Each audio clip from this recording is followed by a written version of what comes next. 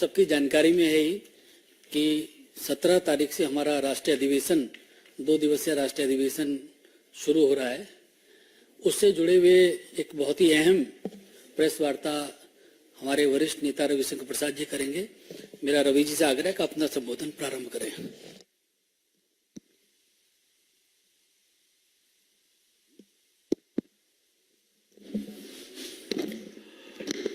मित्रवर अनिल बलूनी जी, सभी सम्मानीय पत्रकार मित्रों, नमस्ते, अभिनंदन। जैसा माननीय बलूनी जी ने बताया, 17-18 को पार्टी का कार्यक्रम राष्ट्रीय अधिवेशन हो रहा है। हमारे बारे में कांग्रेस हो या वामपंथी हो कई प्रकार की टिप्पणियां करते हैं, लेकिन लोकतांत्रिक रूप से पार्टी के संगठन का अभियान सबसे अधिक भाजपा चलाती है। समय पर राष्ट्रीय अधिवेशन करना, समय पर राष्ट्रीय कार्यकारिणी करना, प्रदेशों में कार्यक्रम करना, संगठन के जिलों में करना, तो ये हमारा डीएनए है, ये हम कहना चाहेंगे। सामान्यतः हम हर लोकसभा चुनाव के पहले अपना एक बड़ा राष्ट्रीय अधिवेशन करते हैं। यहां पत्रकार मित्रों को याद होगा कि 14 में रामलीला ग्राउंड में हमने कार्यक्रम किया था, जहां मोदी जी का ऐसा ऐतिहासिक भाषण हुआ कि देश ने देखा, सुना, और पहली बार 30 साल के बाद एक स्थायी सरकार बनी। दूसरे लोकसभा चुनाव 2019 के पहले पुनः हमने रामलीला ग्राउंड में अपना राष्ट्रीय अधिवेशन किया था, और वहां भी जिस उत्साह के साथ आए, पुनः भाजपा की सरकार बनी, अधिक संख्या में जीते।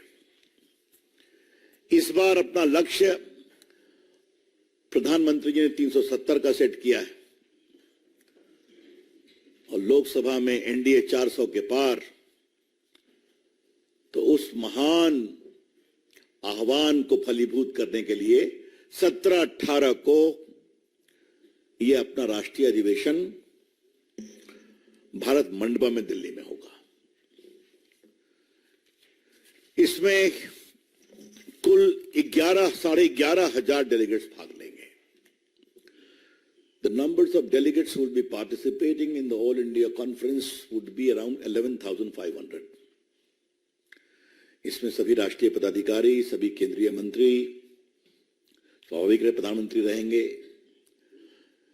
सारे एमपीज, पूर्व एमपीज, विधायक, मेयर, डिप्टी मेयर, जिला परिषद के अध्यक्ष, इसके अलावा प्रदेश के संगठन के प्रभारी पदाधिकारीगण, जिला के अध्यक्ष और महामंत्रीगण, ये सभी उसमें रहने वाले हैं।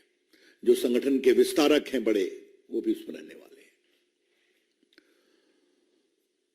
17 तारीख को फर्स्ट हाफ में पदाधिकारियों की बैठक होगी, और 3 बजे झंडोत्तोलन होगा, और उसके बाद ये 18 तक ये कार्यक्रम चलेगा। इसमें 2 प्रस्ताव पारित किए जाएंगे। आगामी चुनाव पर विस्तार से चर्चा होगी, विस्तारकों की बैठक होगी अलग से, और विकसित भारत का जो पूरा कॉन्सेप्ट है उसका एक उसमें प्रदर्शनी भी लगेगी कि देश भर से लोग आएंगे उनको बताने के लिए। माननीय राष्ट्रीय अध्यक्ष जी का उद्घाटन भाषण होगा, माननीय प्रधानमंत्री जी पदाधिकारियों की बैठक में भी रहेंगे, और वो समापन करेंगे। वैसे अनिल जी, हम दोनों अपने व्यक्तिगत अनुभव से कह सकते हैं कि राष्ट्रीय अधिवेशन में प्रधानमंत्री जी का जो कंक्लूडिंग आह्वान होता है वो बहुत प्रेरणादायी होता है, और पूरा देश भर के कार्यकर्ताओं के लिए एक नजीर बनती है उनकी टिप्पणी, उनका भाषण। तो हम सभी बहुत उत्साह के साथ उनके उस भाषण की प्रतीक्षा करेंगे। आज ये बात मैं इसलिए भी कह रहा हूं, और बहुत विनम्रता से कह रहा हूं, और शायद मैं इसमें भी आप लोगों को भी इंक्लूड करना चाहूंगा कि प्रधानमंत्री का संसद का भाषण होता है, अभी तक दर्जनों भाषण हो चुके हैं, उनके सारे भाषणों को आप भी उतनी ही उत्साह से अपेक्षा करते हैं जितने उत्साह से हम लोग अपेक्षा करते हैं। उसमें इतनी चीजें मिलती हैं समझने के लिए, पार्टी की लाइन के लिए, देश के लिए। तो ये मित्रों कुल कार्यक्रम है, ये बहुत ही प्रभावी कार्यक्रम होगा। और जैसा मैंने बताया 11,500 डेलीगेट्स इसमें आएंगे, तो इसमें चर्चा भी होगी, प्रस्ताव पर भी चर्चा होगी, चुनाव की तैयारियों की चर्चा होगी, सांगठनिक चर्चा होगी। तो जो कहते हैं कॉम्प्रिहेंसिव ऑर्गेनाइजेशनल एजेंडा, वो इसमें होने वाला है। तो हम सभी अपने आने वाले प्रतिनिधियों का बहुत अभिनंदन करते हैं। और परसों आप लोग का भी स्वागत है, आप लोग की भी अलग से ब्रीफिंग की व्यवस्था रहेगी, तो वो भी रहेगी। That's all on the 17th and 18th। हम इसके बारे में कोई सवाल देना चाहेंगे? नीरज पांडे।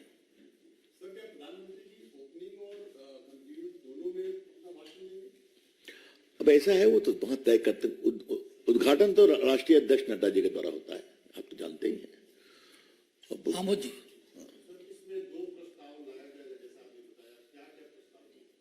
अब आपको बताएंगे सर। रविंदर जी, पहले ये वाला कर ले एक बार, पहले इस बारे में पूछ लेते हैं, फिर उसके बाद सुजीत।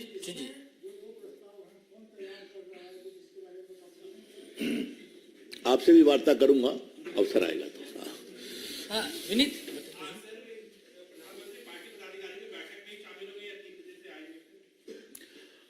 देखिए, पदाधिकारियों की बैठक में भी प्रधानमंत्री आ सकते हैं, ये सब उनके विवेक पर है, ये हम आपसे कहना चाहेंगे।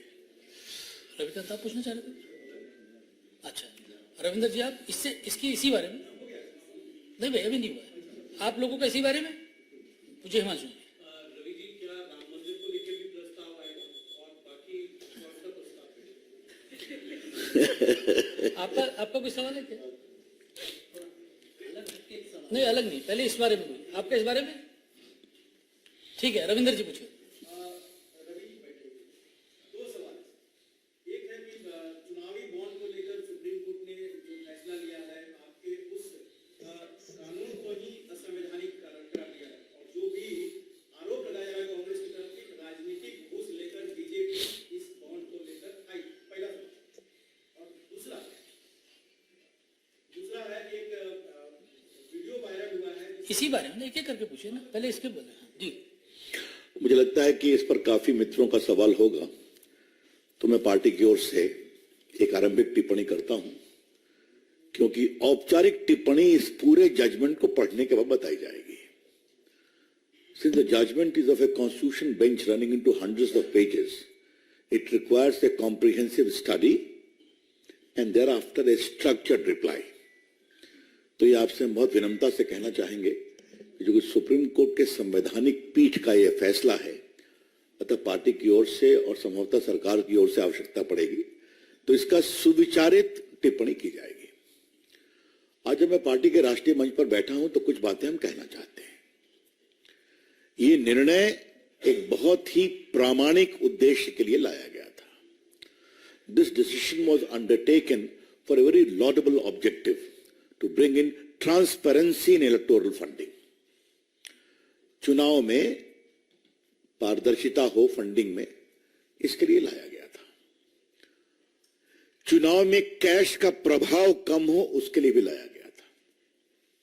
इस बात को समझना बहुत जरूरी है। और हमारे जितने चंदा देने वाले लोग हैं, उनकी अपेक्षा थी कि अगर उचित होगा कि हमारे लिए भी गोपनीयता रखी जाए, और ये बहुत अस्वाभाविक नहीं है। मैं आपको एक अपने राजनीतिक अनुभव से बात कहना चाहता हूं। कहीं पर कोई सरकार है तो हम उनको सहयोग करते हैं। अब मान लीजिए वो सरकार हार गई और उनके विरोधी दूसरी जगह आए तो वो उनके खिलाफ हो जाते हैं। इसलिए कोई ईमानदारी से बिजनेस कर रहे हैं तो उनको अपना काम करें, ऐसा विचार था। और जो लेवल प्लेइंग फील्ड की बात करते हैं उनके बारे में मुझे एक ही बात कहनी है। जहां तक कांग्रेस की टिप्पणी मैंने सुना नहीं है, अगर उन्होंने कहा है कि घूस लेके दिया गया है, अगर ये कहा है तो जिनका पूरा संस्कार घूस पर है, वो अगर ये आरोप लगाते हैं तो बड़ा हास्यास्पद लगता है। Those whose DNA is based upon corruption and bribery, please don't make those allegations against the BJP. लेकिन जो लेवल प्लेइंग फील्ड की बात करते हैं उसके बारे में मुझे एक ही बात कहनी है। फील्ड लेवल का है या लेवल का नहीं है, ये तो उन्हीं के बारे में तय होगा ना जो फील्ड के अंदर हैं। जो फील्ड के बाहर हैं वो लेवल में है या नहीं है, कैसे तय होगा? आप फील्ड में है या नहीं कौन तय करता है? जनता तय करती है। तो अगर देश की जनता ने बहुतों को फील्ड से बाहर कर दिया है, वो लेवल प्लेइंग फील्ड की बात करते हैं, तो और हम क्या बताएं? आप समझते हैं मेरा इशारा किसकी ओर है? बहुत से लोग को चुनाव में एक सीट भी नहीं मिलती है। आपने पुराने बड़े बड़े प्रभाव के क्षेत्रों में, इसलिए वो बात अलग है, छोड़ दीजिए। लेकिन हां, चुनाव में सुधार के लिए ये हमारी मोदी जी की सरकार का एक प्रयास नहीं था। आपको याद होगा वोटर लिस्ट पर आपकी फोटो छपती है, ये भी उस समय हुआ था ना। आज बड़ी संख्या में जो ईवीएम्स लाए गए उससे बूथ कैप्चरिंग बंद हुई है ना। जिस प्रदेश से मैं आता हूं वहां तो जब तक 10-15 लाख नहीं गिरती थी तो चुनाव होता ही नहीं था, और वो अतीत की बात है ना। और भी कई तरीके से चुनाव में सुधार के लिए जितना प्रयास करना है वो काफी किया गया है। ये भी उसी प्रामाणिक प्रयास में चुनाव को पारदर्शी बनाने का प्रयास था। अब माननीय सुप्रीम कोर्ट ने एक फैसला किया है तो हम उनका सम्मान करते हैं। इस फैसले पर क्या बोलना है, जैसे मैंने कहा, निर्णय को पढ़ने के बाद हम बताएंगे। I think I have spoken enough to allay all the questions which may come about. Ravindra ji, दूसरा क्या था बताइए? नहीं, एक मिनट, मेरे ख्याल में और मैंने इस पर और कोई सवाल मैं नहीं उम्मीद करता हूं। जितना मुझे बोलना था मैंने बोल दिया, और इससे आगे मैं बोलूंगा भी नहीं। Don't mind. नहीं, इसका हो गया। इसके अलावा कोई और सवाल है तो बताइए, इस पर पूरा जवाब आ गया। मैंने भी, एक मिनट आप वेट करें। हाँ जी, प्रदर्शनकारियों का एक वायरल वीडियो जारी हुआ है जिसमें कहा गया कि राम मंदिर के बाद ये मोदी का ग्राफ बहुत ऊंचा हो गया है, उसे नीचा करना, लेकिन हमारे पास बहुत कम समय, कैसे करना है इसको विचार कीजिए। देखिए किसने क्या कहा है इस पर तो कोई हम टिप्पणी नहीं करेंगे। मैंने भी वो वीडियो देखा है, किसी चैनल पर आप लोग चला भी रहे हैं। शाम में वार्ता होने वाली है मंत्रियों की, हमारी शुभकामनाएं वार्ता सफल हो जाए। लेकिन हमारे प्रधानमंत्री का ग्राफ तो ऐसे ही बहुत बड़ा है, आज से नहीं बहुत दिनों से है। वो दुनिया के नेता हैं। अभी क्या हुआ है अबू धाबी में और यूएई में आप देख के आ रहे हैं। अभी क्या हुआ है कि कतर में जो हमारे नेवी के लोग फांसी के फंदे से झूलने वाले थे, कितने सम्मान से वापस आ गए। तो क्या देश और क्या विदेश, प्रधानमंत्री का ग्राफ इसलिए है उनकी ईमानदारी, उनके काम और भारत की 40 करोड़ जनता के आशीर्वाद से। मैं इतना ही कहना चाहूंगा। हाँ, एक मिनट, मैं ये सवाल अपने से कहने वाला था। मैंने आने से पहले अभी देखा संदेश खाली पर ममता जी ने विधानसभा में एक बात कही है, और बहुत ही शर्मनाक बात कही है कि जो महिलाएं टीम के साथ हाफ कवर करके अपने खिलाफ यौन शोषण की बात कह रही थी, उसको उन्होंने कहा है कि ये महिलाएं अपना मुंह खोल के क्यों नहीं बोलती, मैं इनके खिलाफ कार्रवाई करूंगी। और क्या कहा उन्होंने? Sandesh Khali is a burner of RSS. What do you mean by this Mamata ji? Why you have become so ugly, so cruel, so anti women Mamata ji? आप तो एक बड़ी महिला नेत्री रही है ना, संघर्ष से आई है। सीपीएम सरकार में आपने कितना संघर्ष किया हमने देखा है। और आज आपके सीपीएम के, ये टीएमसी के गुर्गे महिलाओं को रात में नॉक करते हैं, उनका यौन शोषण करने का प्रयास करते हैं। वो खुलकर बोल रही हैं, राज्यपाल जी के सामने गई, और आप विधानसभा में बोलती हैं कि आरएसएस का बर्नर है। शेम ऑन यू ममता जी, शर्म करें आप। एक महिला प्रतिष्ठित नेता जो मुख्यमंत्री है ऐसी बात कहेगा। लेकिन दूसरा सवाल आज हमको जरूर उठाना है, यही अगर भाजपा के किसी मुख्यमंत्री के मुंह से निकला होता तो अब तक देश में तूफान खड़ा हो जाता है। क्या राहुल गांधी, क्या वामपंथी, क्या सीपीएम, क्या सीपीआई, क्या मानवाधिकार संगठन, क्या आप लोग, क्षमा करिए, चलना मुश्किल कर देते। अभी सभी खामोश हैं। इसीलिए कहते हैं शेमफुल डबल स्टैंडर्ड्स।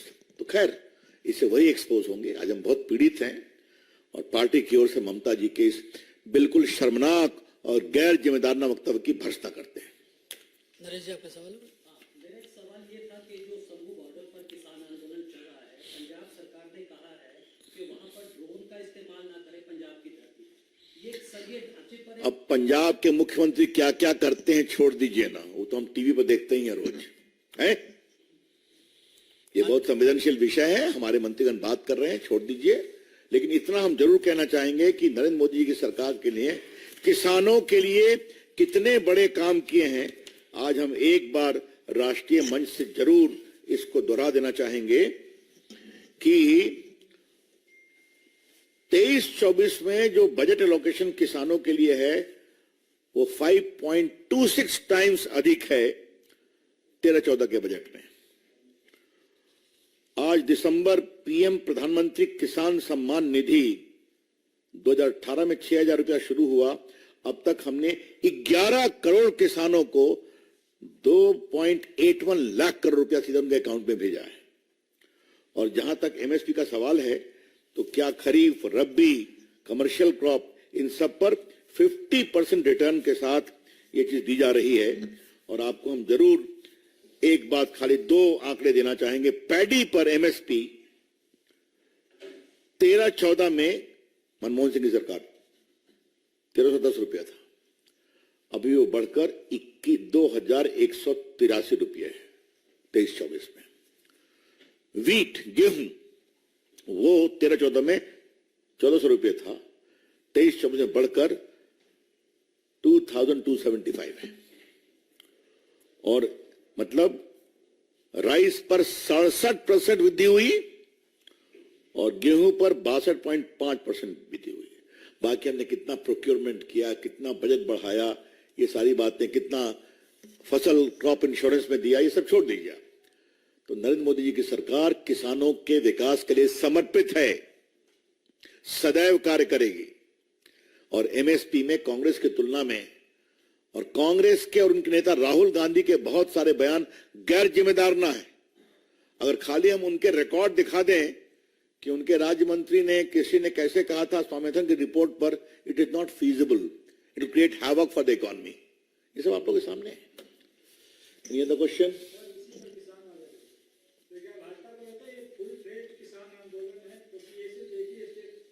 हम कोई टिप्पणी नहीं करेंगे, वहां भी आज शाम की बैठक है, चल रही है मंत्रियों की। और कोई सवाल? बताइए क्या?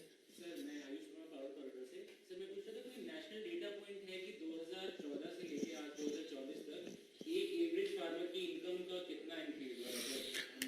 ऐसा है कि ये तो उनके सामने है ना, आपके सामने में। ये सिर्फ फसल की बात नहीं है, उनके एवरेज क्वालिटी ऑफ लाइफ के बाद, खाद्य की सप्लाई की बात, यूक्रेन के युद्ध के बाद भी, इसमें कई चीजें सदन में रखी गई हैं। ये मैं आपसे कहना चाहूंगा। खत्म हुई। Sir, amidst this Sandesh Kali, what is happening with Sandesh Kali, TMC MP Mimi Chakraborty has resigned and she basically blamed her party and leaders for harassing her, and that is why she has taken this decision. I don't want to comment on this, but yes, if it is that, this shows the inner situation there. वैसे इतना मैं बता दूं आप, ये India गठबंधन तो बिखर रहा है। आज सुना फारूक अब्दुल्ला भी कुछ बोले हैं कि मैं भी अलग ही हो रहा हूं। राहुल गांधी जी गए हैं यात्रा में देश जोड़ने, अपने गठबंधन को तो जोड़ नहीं पाए, देश का जोड़ेंगे। That's all. सभी मीडिया के साथियों से आग्रह है कि जो हमारा 2 दिन का अधिवेशन है उसको लेकर आप लोग अच्छे तरीके से कवरेज कर सकें, उसके लिए हमने बड़ी वृहद व्यवस्था बनाई है। तो आप मीडिया सेल से कोऑर्डिनेट करके जो अपने पासेज और सब चीज ले सकते हैं। आप सब आए, बहुत बहुत धन्यवाद आपका। वैसे भी भाजपा का मीडिया सेल अच्छी व्यवस्था करता है, तो आप जानते ही हैं सब लोग। धन्यवाद।